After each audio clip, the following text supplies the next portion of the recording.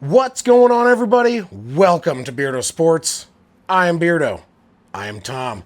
And welcome to this week's Power Rankings. If you have not subscribed, please do. If you haven't liked this, come on now. You're going to like it, so go ahead and like it. It's going to help me out. I really appreciate it. So let's get into this week's Power Rankings. We are going to start the Week 8 Power Rankings with some honorable mentions. I got 3 this time. It's been a real crazy NFL season. Who's the best? Good Lord, I don't know. But I'm going to do my best to try and explain it, my thought process on what the hell's going on right now. So, honorable mention number 1, we got the San Francisco 49ers. Now, the 49ers did have a loss. They have 2 losses on the season after they lost the anchor of their defense, Fred Warner. The 49ers had a loss coming out this week. They are not looking maybe as strong as they could. Hopefully, with Brock Purdy coming back and some of their offensive weapons coming back, we'll see them have a resurgence and they'll be back in this rankings. But for now, they're going to be an honorable mention. Next on the honorable mentions, we have the Buffalo Bills. So the Bills had a bye week, but before that, they had lost 2 games in kind of devastating fashion.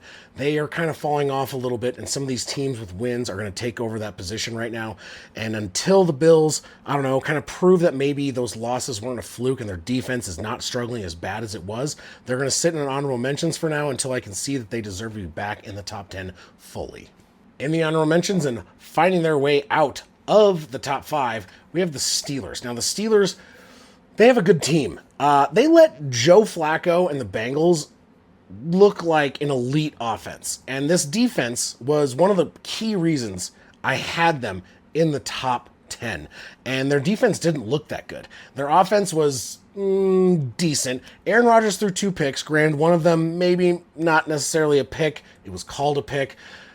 They've had some struggles. They are still the top of their division, but to be honest, there are some teams that came away with wins this week that look so much stronger than them, so they're going to bump down a little bit to honorable mentions for now. We'll see if maybe they can retain a top 10 position after this, but we'll see coming into the next week.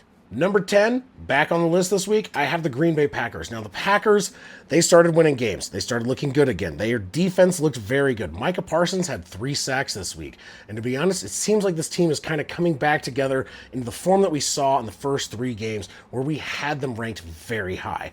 I think as long as the Packers continue on this trajectory, they're going to do very well, and they might even be able to take over the North depending on what happens throughout the rest of the season.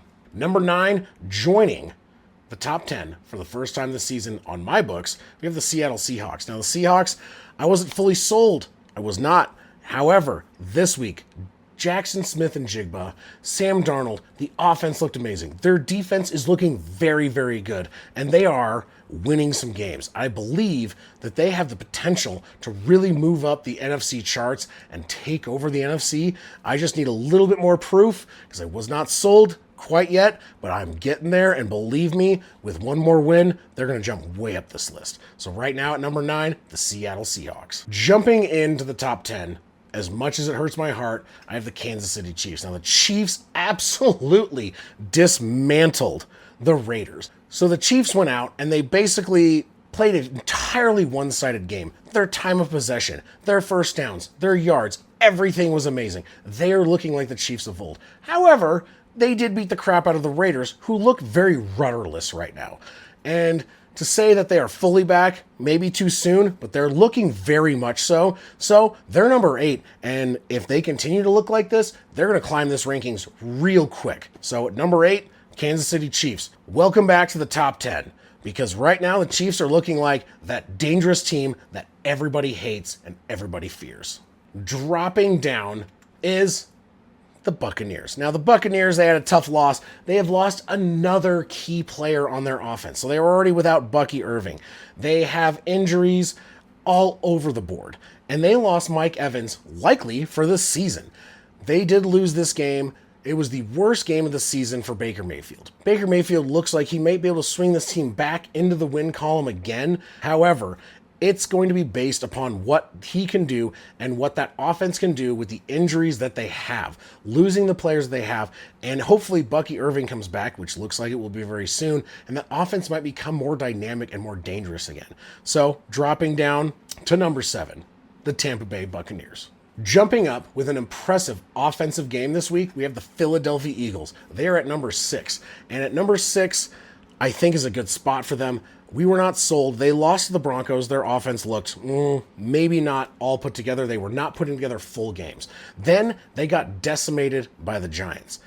And you go, maybe this team is not put together or they're not strong enough to compete in this NFC. And then they had the game on Sunday. And maybe they figured it out. Their passing game absolutely got figured out. And maybe they learned to balance the passing and the running game, and this offense gets back on track with the defense that they already have. And maybe the Eagles could be back after their 2-game slide. But right now, for me, they're at number 6. At number 5, you've got the Los Angeles Rams. Now, the Rams have been winning some tough games, and they have had some injuries. They were without Puka Nacua. They didn't have that many yards, but they made the most of what their defense got them, and they took strong advantage. And they went out there and they won big. And you have the ability with their offense not even being at full strength to put together a game like that. They're looking like a solid team. And this is a team, a lot of these guys have been to the Super Bowl, and their coach has been to the Super Bowl. And this is a team that can win games. So right now, the Rams, they're in my top 5. Pending any kind of crazy changes or other injuries that hit them, they're looking solid. Hopping up a spot, you've got my Denver Broncos. Now, you might call me a little bit of a homer on this one. That game for 3 quarters looked abysmal. The defense could not stop the Giants. The offense couldn't do anything. They were coming off of a short week going into London, and then they come around after going to London, not taking the bye, and they look like crap for 3 quarters. But then the 4th quarter happened, and the defense came alive. And the offense, 33 points in 1 quarter? Are you kidding me? I know everyone's like, oh, it was against the Giants. Well, this is a Giants that looks renewed. They beat the crap out of the Eagles like a week ago.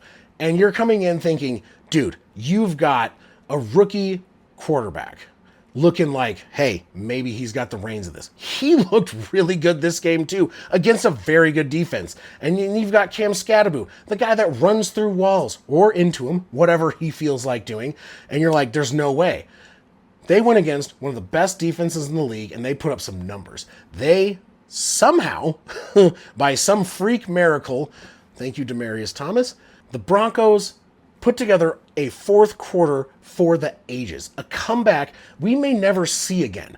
And the fact that they were able to do that, even when they were so down and out, and they came away with another win, and they're atop the AFC West, dude, the tough game wins are there, and the Broncos are looking like they might be possible. Who knows? Next week, that offense might not show up. That defense, who knows? But right now, the defense is one of the top in the league, and the offense, as long as they get some rest and they get some of that production they had in the 4th quarter, they look like an amazing team. Number 3, kind of hurts me a little bit as a Broncos fan, but I'm going to go ahead and put the New England Patriots. Now, Drake May, he's looking like the guy. You don't think you're going to get a team finding their franchise guy after they lost Tom Brady not even that long ago.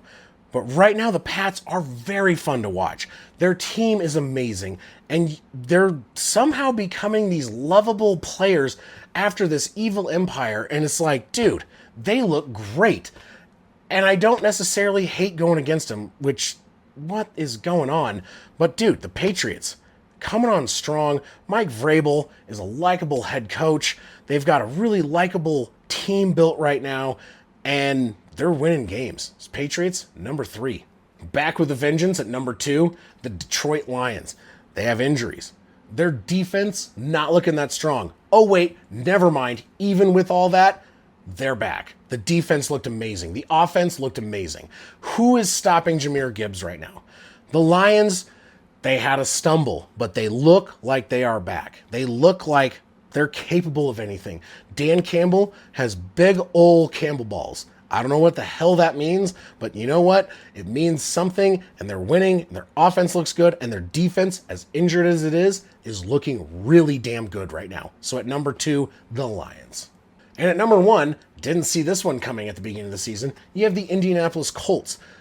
They're the number 1 team in the league right now. Their offense, led by Daniel Jones, And Jonathan Taylor, oh my God. Like, this offense looks unstoppable. Even with injuries, they're looking amazing. I didn't see this coming. I don't think anyone really saw this level of play coming out of the Colts. But they're here, and they're number one. And until they start really faltering, dude, they're going to stay there. Their defense looks good. Their offense is insane. And Daniel Jones looks like a completely different player than what we saw at New York last year. So, number one, the Indianapolis Colts. So our top 10 comes down to this. Honorable mentions, you got the Niners, you got the Bills, you got the Steelers. After that, number 10, the Packers. Number 9, the Seattle Seahawks. Number 8, the Kansas City Chiefs. Number 7, the Tampa Bay Buccaneers. Number 6, the Philadelphia Eagles. Number 5, the Los Angeles Rams. Number 4, the Denver Broncos. Number 3, the New England Patriots. Number 2, the Detroit Lions. And number 1, you've got the Indianapolis Colts. Thank you all for tuning in, listening. I appreciate all the support you guys have given me. This channel is starting to grow, and it's making me super excited. I'm still here in Arizona. I will be here this weekend for a number of streams. Please tune in. I would really appreciate it. We've got some shorts coming up, and I might do a dumpster fire this week, but keep tuned, and we'll see what comes out. Thank you guys, as always.